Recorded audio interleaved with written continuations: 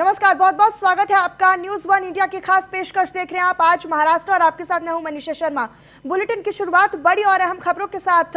उद्योगपति मुकेश अंबानी के मुंबई मौजूद आवास एंटीलिया के बाहर एक वाहन से विस्फोटकों की बरामदी के मामले में गिरफ्तार एनकाउंटर स्पेशलिस्ट सचिन वाजे को पुलिस सेवा से निलंबित कर दिया गया है। एनआईए द्वारा गिरफ्तार सचिन वाजे ने मुंबई पुलिस ने गिरफ्तारी के बाद निलंबित कर दिया है। वाजे इससे पहले भी एक बार निलंबित हो चुके हैं और इस मामले में अदालत ने वाजे को 10 दिन की एनआईए की हिरासत में भी भेजा था, जिसके पहले वाजे साल 2004 में ख्वाजा यूनुस की हत्या के मामले में निलंबित किए जा चुके हैं। उनका निलंबन तकरीबन 16 साल तक चला था और पिछले साल जून 2020 में वो वापस पुलिस फोर्स में शामिल हुए थे। तो सचिन वाजे की गिरफ्तारी के बाद अब मुंबई पुलिस की कार्रवाई, जहां पर सचिन वाजे को निलंबित कर दिया गया है। और आपको बता दें कि ऐसा पहला मामला नहीं है जिस अपराध के मामले में सचिन वाजे शामिल रहे हों। इससे पहले साल 2004 में भी ये ऐसे ही एक मामले में शामिल रहे थे, जिसके बाद इनको 16 साल तक के लिए निलंबित कर दिया गया था पुलिस फोर्स की तरफ से। लेकिन अब इसके बाद वो जून 2020 को ही दोबारा से पुलिस फोर्स में कार्यरत हुए, लेकिन अब फिर से इनको निलंबित कर दिया गया है।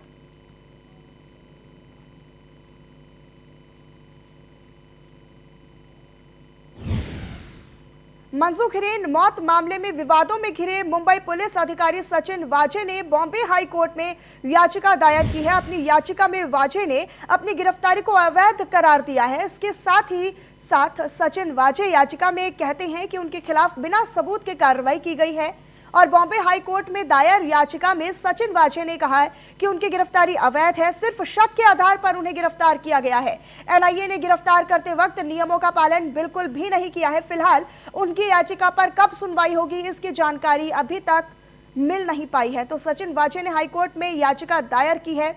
तो अपनी गिरफ्तारी को अवैध बताते हुए सचिन वाजे ने हाईकोर्ट में याचिका दायर कर दी है।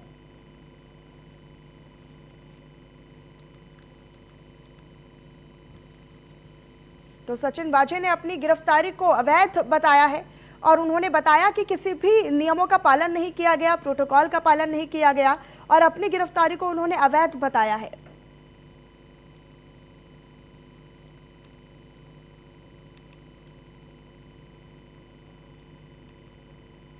वहीं एनकाउंटर स्पेशलिस्ट एपीआई सचिन वाजे की गिरफ्तारी के बाद अब उन्हें मुंबई पुलिस की सेवा से सस्पेंड कर दिया गया है। बीजेपी प्रवक्ता डॉक्टर किरीट सोमैया ने मांग की है कि साल 2007 में पुलिस सेवा से त्यागपत्र देने वाले वाजे को साल 2020 में लॉकडाउन के दौरान फिर से सेवा क्यों दी गई, इसका खुलासा मुख्यमंत्री उद्धव ठाकरे को करना चाहिए। तो बीजेपी प्रवक्ता डॉक्टर किरीट सोमैया ने सवाल खड़े कर दिए हैं सचिन वाजे की 2020 में ज्वाइनिंग को लेकर। जो किरीट सोमैया है उन्होंने तमाम जो सवाल हैं वो खड़े कर दिए गए हैं। तो उन्होंने कहा कि साल 2007 में पुलिस सेवा से त्यागपत्र देने वाले वाजे को 2020 में लॉकडाउन के दौरान फिर से सेवा पर क्यों लिया गया है। तो किरीट सोमैया का बड़ा प्रहार, जिन्होंने सचिन वाजे को वापस पुलिस फोर्स में ज्वाइनिंग को लेकर गंभीर सवाल खड़े कर दिए हैं।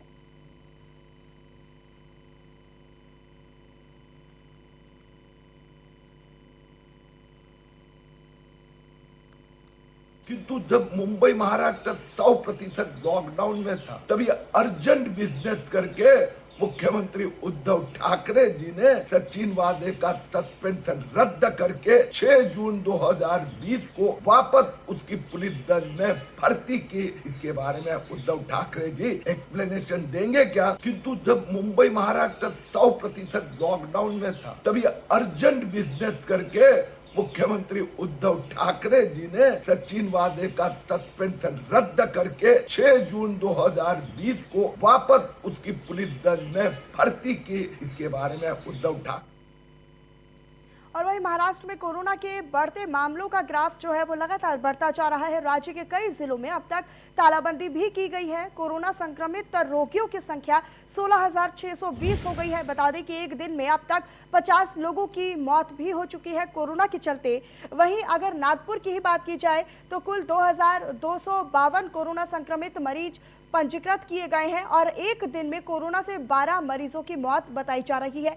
लगातार बढ़ते कोरोना केस को देखते हुए राज्य के कई जिलों में अब तक लॉकडाउन लगा दिया गया है। तो प्रदेश में लगातार कोरोना के जो मामले हैं वो बढ़ते दिखाई दे रहे हैं और कई जिलों में अब तक लॉकडाउन भी लगाया जा चुका है। हालांकि इसके चलते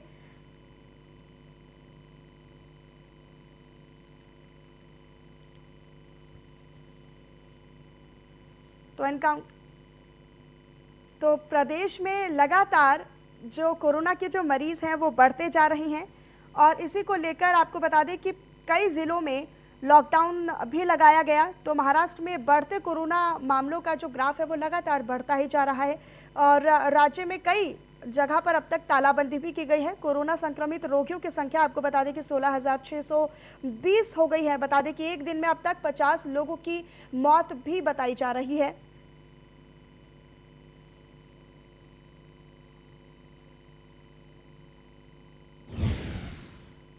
तो मुंबई में सबसे ज्यादा कोरोना मरीज बिल्डिंगों से मिल रहे हैं। पिछले 13 दिनों में सील बिल्डिंगों की संख्या में 165% की बढ़ोतरी हुई है और सील बिल्डिंगों की संख्या 133 से 220 तक पहुंच गई है, जबकि सील फ्लोर की संख्या 3,170 तक पहुंची है। इस दौरान कंटेनमेंट जोन भी तेजी से बढ़ रहे हैं। पिछले 13 दिनों में कंटेनमेंट जोन की संख्या 13 से 31 पहुंच गई है। बीएमसी के मुताबिक मुंबई में 220 बिल्डिंग सील हैं, जिनमें से 0.45 लाख लोग निवास करते हैं और बीएमसी एक बिल्डिंग में से 5 से ज्यादा कोरोना मरीज मिलने पर उसे सील करती है। वहीं कोरोना मरीज ठीक होने पर अब तक 64,000 से भी ज्यादा सील बिल्डिंग रिलीज की जा चुकी हैं।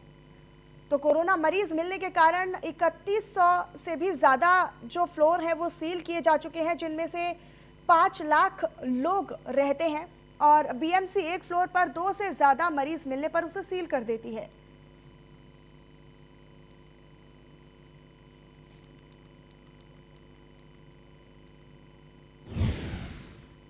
वहीं पालघर से शादी समारोह के लिए जयपुर गए 4 लोग कोरोना पॉजिटिव पाए गए हैं।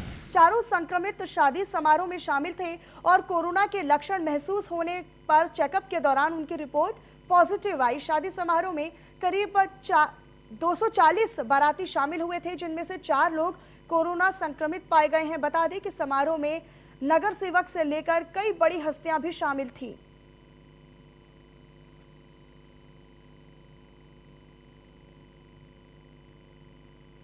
तो शादी समारोह में 4 लोग कोरोना पॉजिटिव पाए गए हैं और कई बड़ी हस्तियां भी इस शादी समारोह में शामिल थी। कोरोना से बचने के लिए मुंबई समेत पूरे महाराष्ट्र में 45 की उम्र से पार बीमार मरीजों, बुजुर्गों और हेल्थ केयर वर्कर्स को टीका लगाया जा रहा है। तो वहीं दूसरी तरफ कोरोना का टीका लगने के बाद हाल के दिनों में कुछ लोगों की मौत के मामले भी सामने आ गए हैं। इन घटनाओं के बाद अब आम लोगों में थोड़ा सा संशय पैदा होने लगा है। ऐसे में स्वास्थ्य विशेषज्ञों ने ये साफ कर दिया है कि वैक्सीन लेने के बाद हुई मौतों के लिए सीधे तौर पर वैक्सीन को जिम्मेदार नहीं ठहराया जा सकता है। विशेषज्ञों का ये साफ तौर पर कहना है कि जिन लोगों की मौत हुई है वो किसी न किसी बीमारी से पहले से ही ग्रसित थे। और बता दें कि पिछले दिनों भिवंडी में कोरोना के टीके का दूसरा डोज लेने के बाद सुखदेव किरदत की मौत हो गई थी और इस हादसे के कुछ दिन बाद ही गोरेगांव के 65 साल के बुजुर्ग की मौत उस समय हो गई जब वो टीका लगवाने के बाद वैक्सीनेशन केंद्र में गिर पड़े।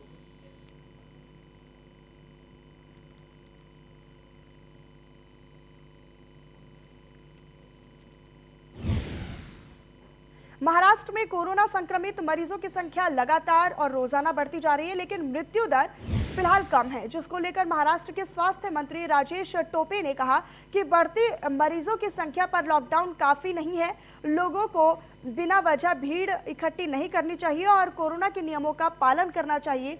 कोरोना संक्रमित लोगों में से 85% मरीजों में कोरोना के लक्षण नहीं है, इसीलिए 45% मरीजों में से ज्यादातर लोगों की होम आइसोलेशन का सुझाव दिया गया है। महाराष्ट्र में कोरोना मरीजों के लिए पर्याप्त बेड मौजूद हैं और कोरोना का संक्रमण रोकने के लिए ट्रैकिंग, टेस्टिंग और ट्रीटमेंट फॉर्मूले पर महाराष्ट्र सरकार लगातार काम कर रही है।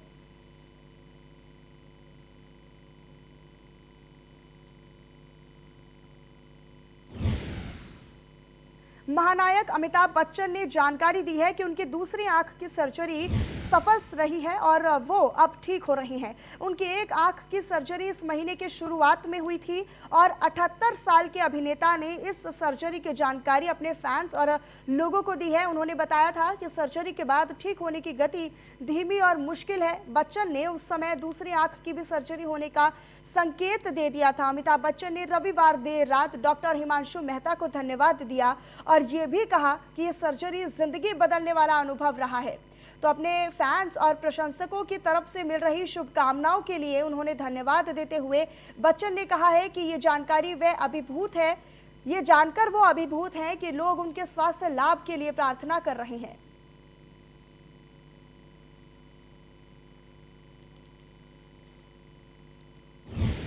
बढ़ते खबरों में आगे, कोलाबा में लंबे समय से प्रतीक्षित एसआरए परियोजना के तहत 7,000 झुग्गीवासियों के तत्काल पुनर्विवास की मांग को लेकर झुग्गीवासी आक्रामक हो गए हैं और तत्काल पुनर्वास की मांग को लेकर झुग्गीवासियों ने आक्रोश जताया है।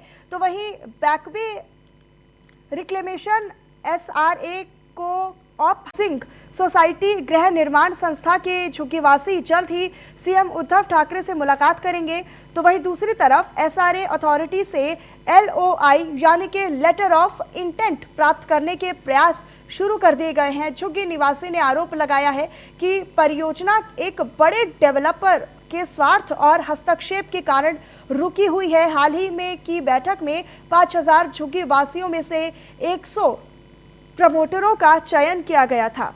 तो सीएम उद्धव ठाकरे से जल्द ही मुलाकात करेंगे झुग्गीवासी और कोलाबा में झुग्गीवासियों का आक्रोश देखा गया, जहां पर उन्होंने काफी ज्यादा गुस्सा जताया और मुलाकात करने की बात कही है सीएम उद्धव ठाकरे से।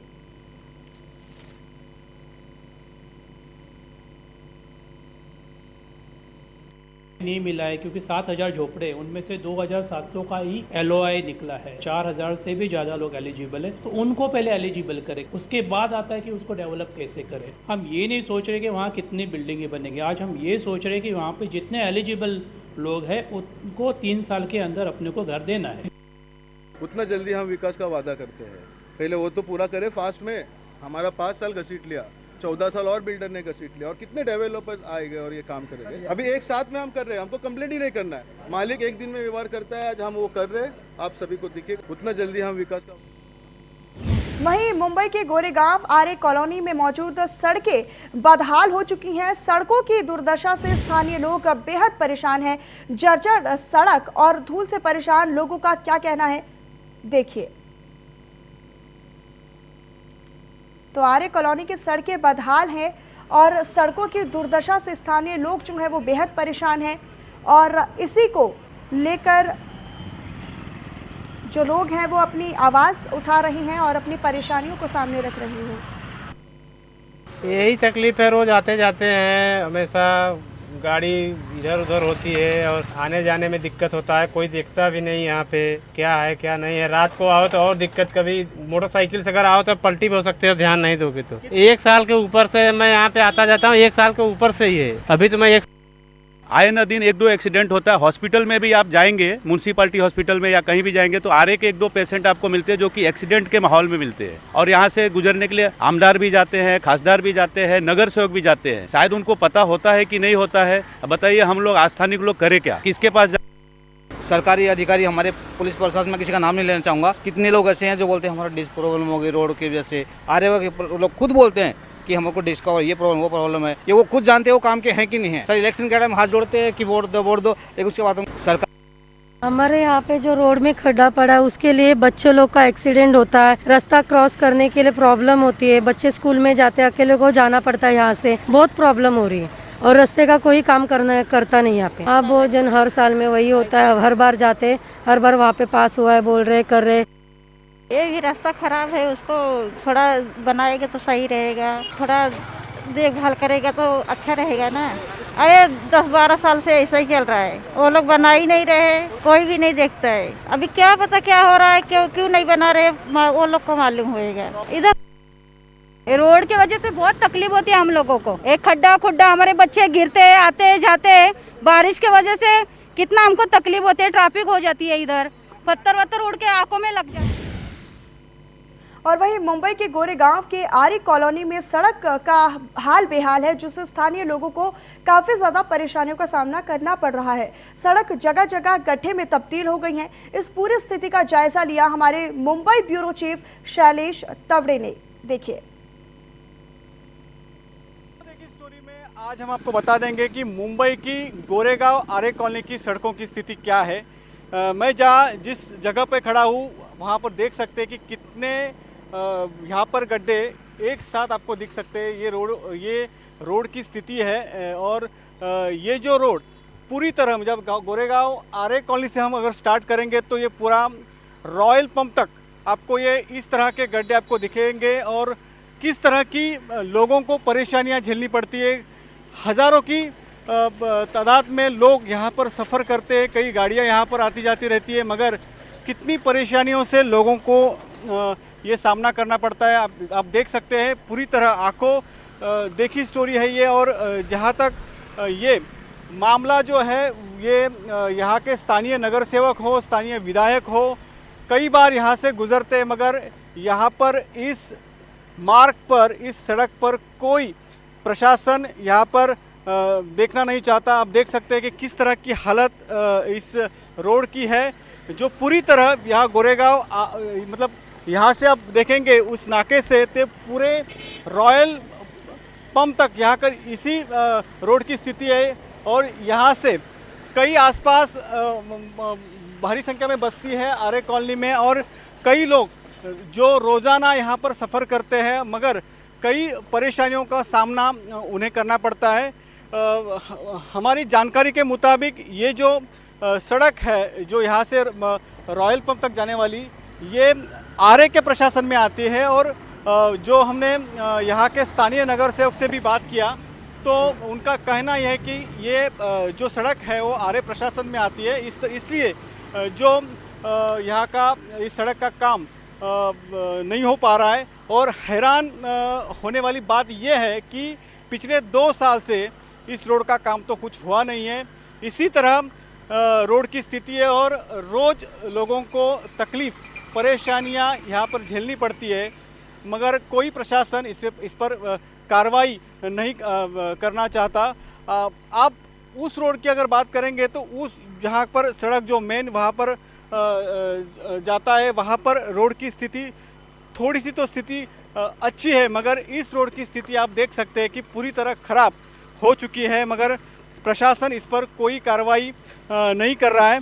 जब तक ये सड़क पूरी तरह नहीं बना दी जाती है तब तक न्यूज़ 1 इंडिया की मुहिम इसी तरह जारी रहेगी। कैमरा महेश चौगुले के साथ शैलेश तवटे, न्यूज़ 1 इंडिया, मुंबई। और वहीं पर यवतमाल जिले के शेबाल पिंपरी में बिजली बिल की वसूली करने गए बिजली विभाग के कर्मचारियों पर लोगों ने हमला बोल दिया। इस मामले में पुलिस ने 4 लोगों के खिलाफ मुकदमा दर्ज कर दिया है और महाराष्ट्र में हर जगह बिजली बिल वसूली अभियान चलाया जा रहा है। इसी दौरान शेबाल पिंपरी में बिजली बिल वसूली अभियान चलाने वाले कर्मचारियों पर लोगों ने हमला बोल दिया। इस गंभीर घटना की खंडाड़ा पुलिस स्टेशन में शिकायत दर्ज कराई गई है। अरुण दत्तात्रेय पेंडे नामक व्यक्ति ने बिजली के बिल पर बहस की और MSEB कर्मचारियों के साथ बिजली काटने पर मारपीट भी की गई है। तो इसी पूरे मामले में पुलिस ने 4 लोगों को गिरफ्तार कर लिया है, 4 लोगों के खिलाफ मामला दर्ज कर लिया है। आपको बता दें कि बिजली बिल की वसूली पर जो टीम गई थी उन पर लोगों ने हमला बोल दिया। शिया वक्फ बोर्ड के अध्यक्ष वसीम रिजवी के खिलाफ बीजेपी ने ज्ञापन सौंपा है। इस्लाम धर्म के भावनाओं को दुखाने के मामले में ये ज्ञापन सौंपा गया है और कार्रवाई करने को लेकर भंडारा भारतीय जनता पार्टी अल्पसंख्यक मोर्चा की तरफ से प्रशासन को ये ज्ञापन सौंपा गया है। बता दें कि 11 मार्च को अध्यक्ष वसीम रिजवी ने इस्लाम धर्म के पवित्र ग्रंथ कुरान में तब्दीली को लेकर सर्वोच्च न्यायालय में याचिका दायर की, जिसमें उन्होंने कुरान की 26 आयतें निकालने की बात कही थी तथा इस्लाम धर्म के 3 खलीफाओं के बारे में भी अपशब्द कहने और मुस्लिम समुदाय की भावनाओं को ठेस पहुंचाने के आरोप में बीजेपी अल्पसंख्यक मोर्चा ने इन पर आरोप लगाए हैं और बीजेपी अल्पसंख्यक मोर्चा की मांग है कि रिजवी के खिलाफ कार्रवाई की जाए।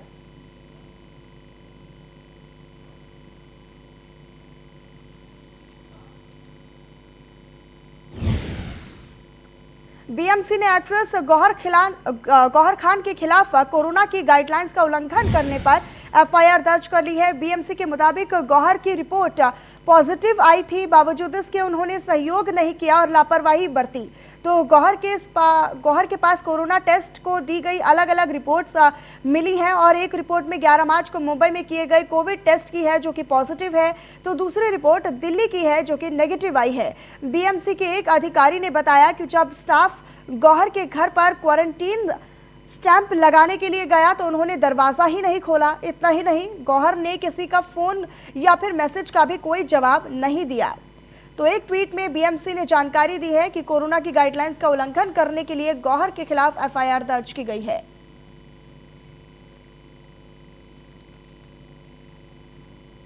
वहीं रेलवे के पार्सल और किसान रेल के प्रयास का अब परिणाम दिखने लगा है। महाराष्ट्र के किसानों ने करीब 200 किसान रेल की टिप्स से 61,252 टन का माल परिवहन किया है। तो मध्य रेलवे की तरफ से देश भर और देश के बाहर तक चलाई किसान रेल से लातूर और उस्मानाबाद के किसानों को फायदा हुआ है। इस ट्रेन की खासियत ये है कि एक निश्चित समय में पॉइंट टू पॉइंट डिलीवरी कर दी जाती है। जहां पर फसल उगती है वहां पर बिना स्टोरेज किए सीधे माल ट्रेन में लादकर मंडियों में भेज दिया जाता है। इससे महाराष्ट्र में कई छोटे किसानों को फायदा हुआ है और निश्चित तौर पर आय में सुधार भी आई है।